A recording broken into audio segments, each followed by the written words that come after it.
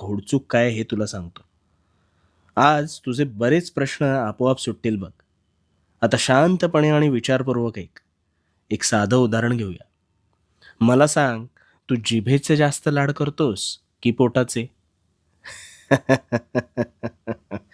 अर्थात जिभेचे. यामुळे तू काय करतोस? त्या पोटावर अत्याचार करतोस. मग आपण ग्रहण केलेलं अन्न हे कुठे जातं रे? पोटातच ना.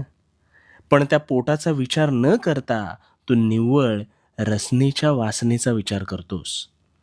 त्यावेळी तुला समाधानकारक वाटतं, पण खरं तर हा समाधानीपणा आहे ना, हा जिभेचा असतो, पोटाचा नाही.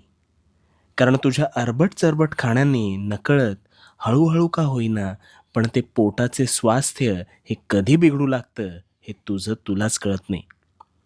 आणि तुला माहिती आहे, या सगळ्या विकारांचे कारण तुझ्या